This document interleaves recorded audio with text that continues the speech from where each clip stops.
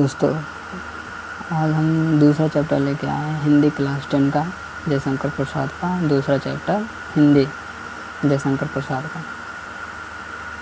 चलो शुरू करते हैं बच्चे। चैप्टर 2 है जयशंकर प्रसाद।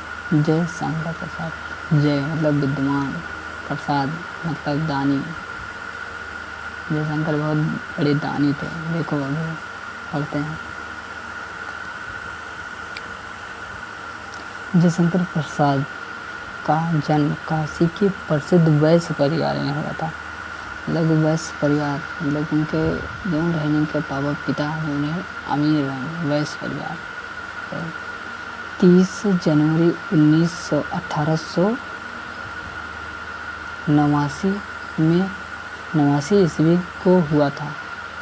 इनका परिवार सुधनी साहू के नाम से प्रसिद्ध था। जैसे सेठ नहीं प्रसिद्ध होते, वैसे सुधनी साहू इनके परिवार प्रसिद्ध था, इसी नाम से।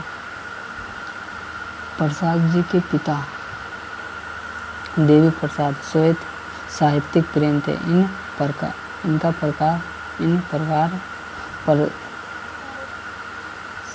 प्रसाद जी को जन्म से ही साहित्यिक वातावरण प्राप्त हुआ। प्रसाद जी ने 9 वर्ष की आयु में ही एक कविता की रचना की, जिससे पढ़कर इनके पिता ने इन्हें महान कवि बनाने का आशीर्वाद दिया। प्रसाद जी बाल्यावस्था में ही अपने माता पिता के साथ देश विदेश तीर्थ की यात्रा के कुछ समय बाद इनके माता पिता की मृत्यु हो गई। इनकी शिक्षा दीक्षा का प्रबंधक बड़े भाई की शंभुनाथ जी ने किया।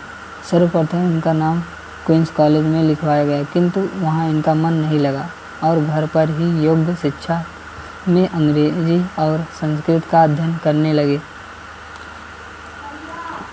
जब आप 17 वर्ष के थे तभी बड़े भाई शंभू जी की मृत्यु हो गई। इन्होंने 3 शताब्दियों की किंतु तीनों पत्नियों 3 शादियां की, किंतु तीनों पत्नियों की असमर्थ मृत्यु हो गई इनकी।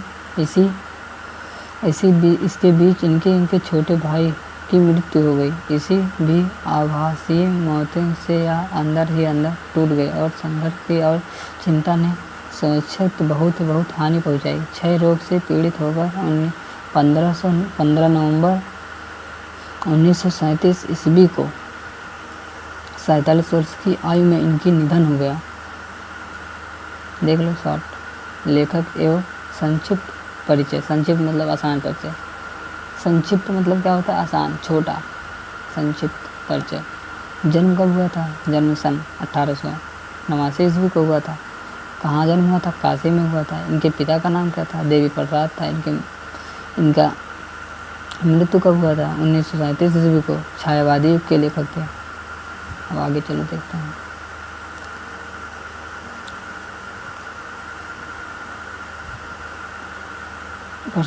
प्रसाद जी ने विषम परिस्थिति में ही अपने धैर्य को बनाए रखना और अपने स्वधामों को सभी नहीं छोड़ा। घर पर ही वे वेद, पुराण, इतिहास, दर्शन, संस्कृत, फारसी, अंग्रेजी, हिंदी का अध्ययन करते हुए हिंदी की सेवा में जुट गए। इन्होंने भारत के उज्ज्वल अतीत को अपनी रचनाओं से परिचित किया और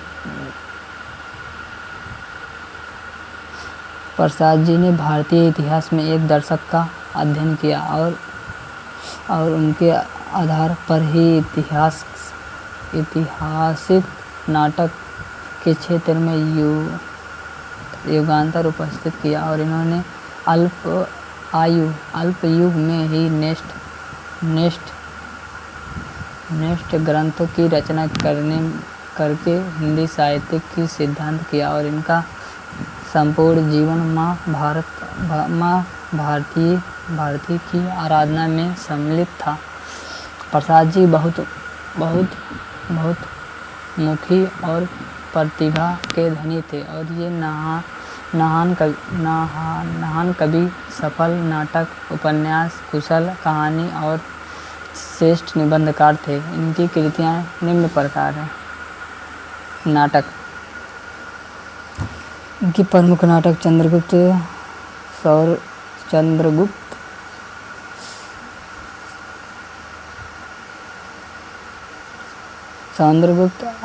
अजातशत्रु, ध्रुव स्वामी, विशाखा, राजश्री, कामना, जैनमेज, करुणालय एवं एक घूट, सज्जन एवं प्रत्याशित आदि है। कहानी संग्रह। प्रतिध्वनि, छाया, इंद्रजाल, आकाशदीप, आंधी प्रमुख कहानी संग्रह है। काव्य। कामायनी, महाकाव्य, झरना, लहर, आंसू, महाराणा का महत्व, कान कुसुम आदि प्रसिद्ध काव्य है।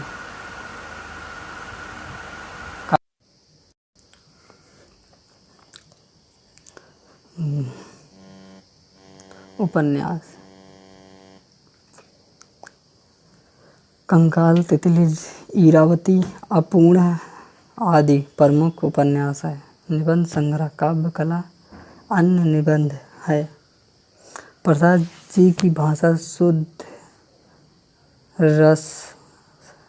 सरस, साहित्यिक एवं संस्कृत निष्ठ खड़ी बोली है। एक एक शब्द मोती की भांति जड़ा हुआ है। इनकी शैली के विविध रूप इस प्रकार हैं। वर्णनात्मक शैली। प्रसाद जी ने अपने नाटकों, उपन्यासों, कहानियों, घटनाओं का वर्णन करते समझाया है। समय इन शैली का अपनाए हैं।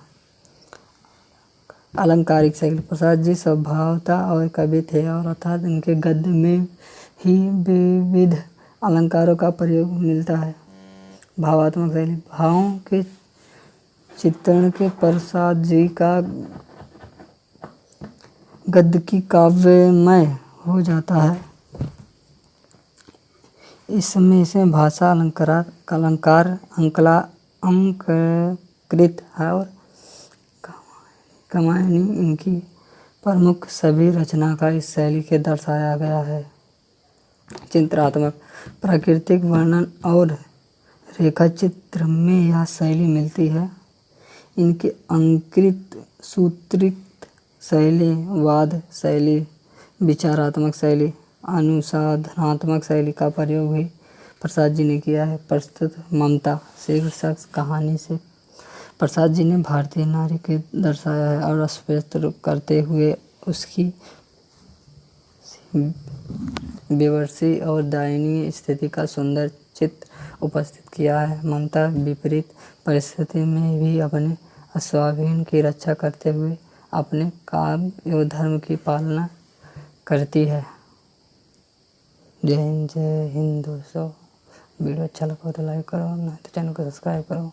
जय हिंद दोस्तों।